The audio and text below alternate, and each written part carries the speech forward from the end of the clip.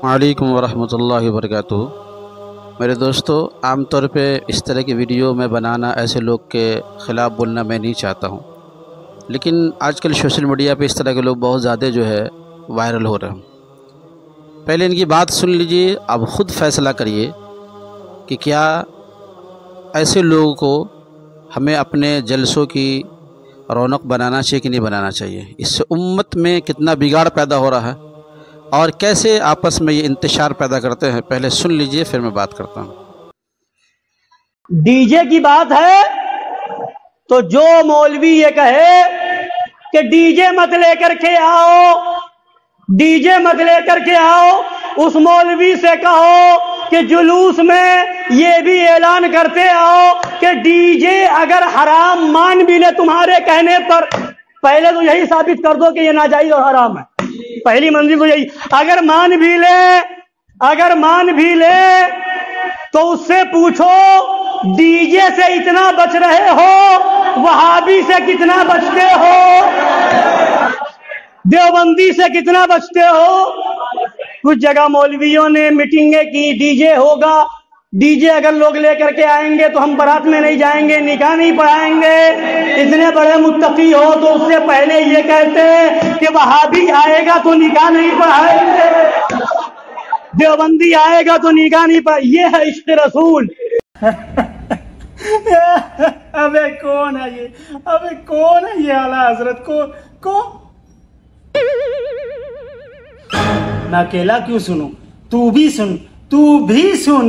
आला हजरत फरमाते हैं और गुनाह तो गुनाह है, नमाज छोड़ना गुनाह है, रोजा छोड़ना गुनाह है, ज़कात फर्ज होने के बाद न देना गुनाह है, हज फर्ज होने के बाद न करना गुनाह है, गीबत गुनाह है, झूठ गुनाह है, मगर ये वो गुनाह नहीं जिससे ईमान चला जाए, जिससे ईमान चला जाए, अकीदा खराब हो जाए।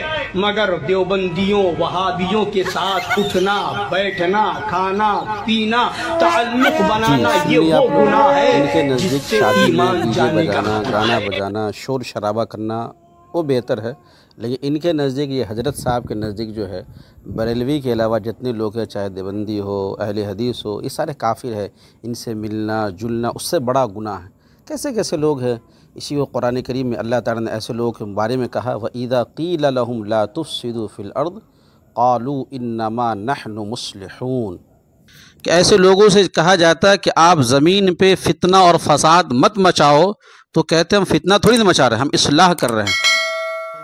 मौलवी साहब से मैं कहना चाहूँगा, अल्लाह के बंदे, आप अपने जलसों में इस तरह की बात क्यों करते हैं? अल्लाह से डरिए। क्यों उम्मत के अंदर इंतशार पैदा करते हैं? क्यों इंतशार पैदा करते हैं? क़ाल अल्लाह क़ाल रसूल की बात करिए।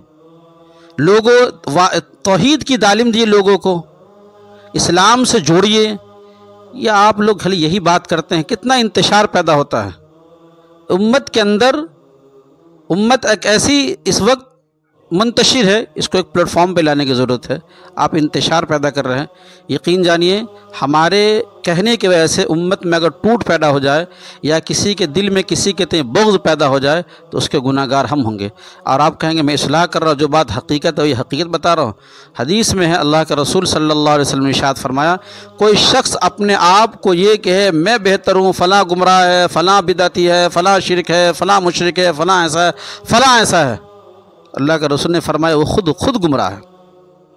दूसरों को कहने वाला खुद गुमराह है। कुरान करीम की एक आयत है, या अय्युहल्लज़ीना आमनू अलैकुम अनफुसकुम ला यज़ुर्रुकुम मन ज़ल्ल इज़ा इह्तदयतुम इलल्लाहि मरजिउकुम इला आखिर। कुरान पढ़िए, थोड़ा पढ़िए कुरान में, हदीस में क्या लिखा हुआ। अल्लाह ताला ने कुरान करीम में कहा कि ऐ लोगो, जो लोग राह रास्त से भटके हुए हैं, वो उनका राह रास्त से भटकना आपको दीन पे आने से रोक नहीं रहा। आप अपनी फ़िक्र करें भाई, दूसरों की क्यों फ़िक्र करते हैं? ये इस्लाह का तरीका है। किसी के दिल में किसी के नफ़रत डालते हैं, बुग़्ज़ डालते हैं, जलसों में आकर के यही करते हैं। दीन इस्लाम की बात बताइए, इस्लाम से जोड़िए, उनका ताल्लुक़ पैदा करिए। ये सब बात क्यों करते हैं? अपने आप को चमकने के लिए, हाईलाइट होने के लिए। मैं आपसे आप बड़े हैं, अदबन आपसे कहता हूँ, आप कुरान हदीस की बात करिए। लोगों के अंदर नफ़रतें न डालें, गलत बातें ना फैलाएं।